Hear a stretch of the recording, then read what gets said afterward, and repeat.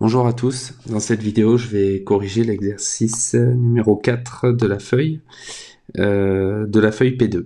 Dans la question petit a, on nous demande sous quelle pression P1 et à quelle profondeur H1 le volume de l'air dans les poumons vaudra-t-il VR. On va utiliser la loi de Boyle-Mariotte qui nous dit que le produit de P par le volume, c'est une constante. Alors comme le produit de la pression par le volume est constant, on peut directement écrire que la pression atmosphérique avec le volume multiplié par le volume V0, c'est-à-dire lorsqu'il est encore à la surface, c'est égal à la pression quand il est à la profondeur H1, donc notez P1, fois V1. Alors en fait V1, c'est VR. Donc nous on cherche P1, donc si on l'isole, ça donne P1 égale P0, V0, divisé par V1. Ok, et donc on fait l'application numérique. Ça fait P1 égale. Donc P0 c'est 1013 10 puissance 5 pascal, c'est la pression atmosphérique. Multiplié par V0, donc on nous dit c'est 6,0 litres. Divisé par V1 qui est le volume en fait qui est VR ici. Donc le volume résiduel il est de 1,5 litres il me semble. Oui.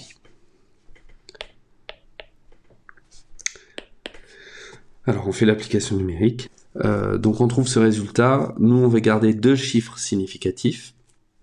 Donc on va garder le 4 et le 0, et comme derrière le 0 il y a un 5, ça va faire 4,1 10 puissance 5. 10 puissance 5 parce qu'il faut décaler la virgule de 5 rangs vers la droite.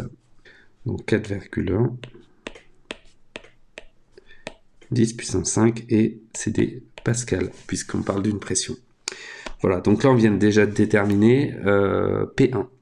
Alors pour déterminer H1, on va devoir utiliser la loi fondamentale de l'hydrostatique. Donc la loi fondamentale de la statique des fluides ou de l'hydrostatique, on l'a écrit dans le cours comme ceci.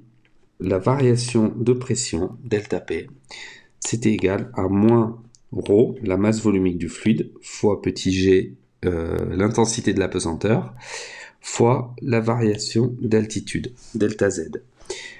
Alors, attention, cette formule, il faut bien préciser qu'elle est valable que lorsqu'on a un axe qui est OZ, qui est orienté vers le haut. Si l'axe était orienté vers le bas, on n'aurait pas le moins.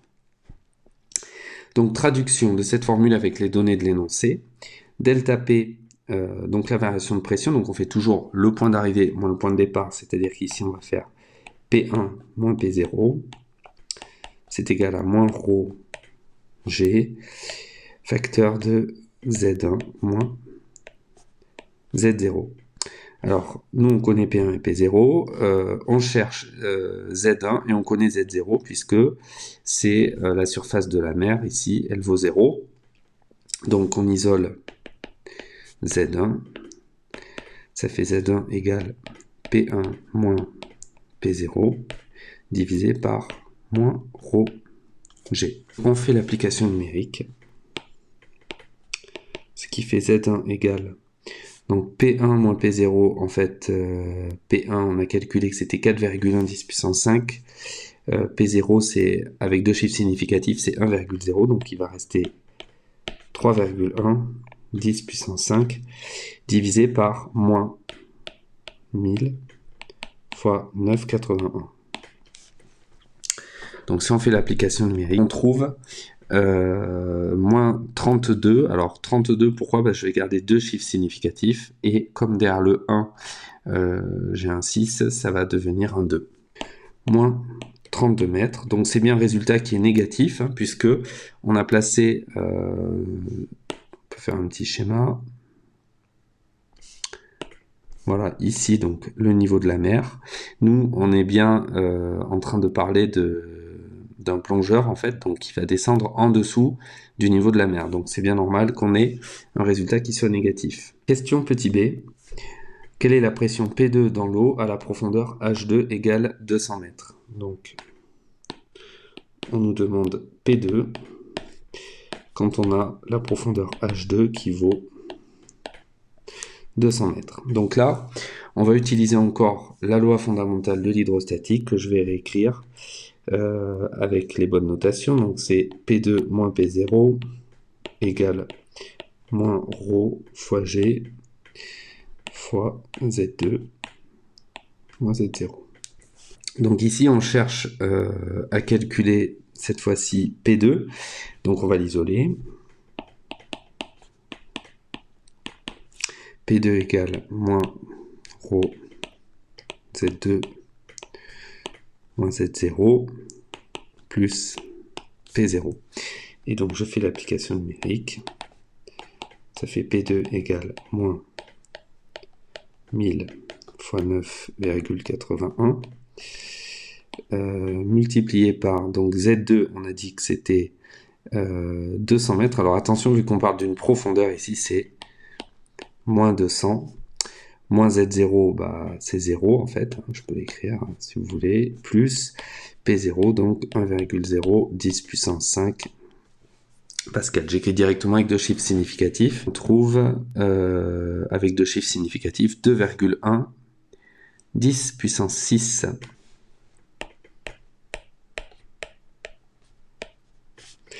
et il s'agit bien de Pascal. Ensuite, question petit c, quel volume V2 l'air contenu dans les poumons à cette profondeur occupe-t-il? Donc cette fois, on va utiliser la loi de Boyle-Mariotte. Donc on a toujours P0, V0 égale P2, V2. On vient de calculer P2 et on cherche à calculer V2. Donc je l'isole. V2 égale P0, V0 sur P2. Je fais l'application numérique. Et donc, on trouve un volume de 2,9. D'accord, on va garder le 2 et le 8. Donc, ça va faire, vu qu'il y a un 5 derrière le 8, ça fait 2,9, 10 puissance moins 2, puisque cette fois, il faut décaler la virgule de 2 rangs vers la gauche. 2,9, 10 puissance moins 2. Et litres, puisqu'on est en train de calculer un volume qui est exprimé en litres. Alors, ce volume, on peut aussi l'exprimer en millilitres, peut-être pour avoir une meilleure idée. Donc, si je veux le calculer en millilitres, je vais diviser ce résultat par 10 puissance moins 3, d'accord? Puisque milli, c'est 10 moins 3, donc ça fait 2,9, 10 puissance moins 2, divisé par 10 moins 3. Et ça fait 2,9, 10 puissance 1. Autrement dit, ça fait 29 millilitres. Voilà. 29 millilitres, c'est à peu près ce qu'on va utiliser, par exemple, les éprouvettes graduées qu'on utilise en TP de chimie, qui vont jusqu'à 25 ou 50 millilitres. Donc, c'est un volume qui est très, très, très faible. Donc, le poumon, si effectivement il était compressé à ce point-là, on aurait effectivement un problème, le poumon pourrait se déchirer sous l'effet de la pression. Donc, dans la dernière question, on nous dit quel est le fluide qui assure le maintien du volume pulmonaire à cette profondeur? En fait, tout simplement, c'est le sang qui va... il y a un mécanisme dans le corps qui fait que à partir d'une certaine pression, en fait, il y a le sang, les vaisseaux sanguins des poumons se dilatent de manière à ce que le sang puisse prendre de la place. Et comme le sang, c'est un fluide qui est incompressible, du coup, le volume du poumon reste constant.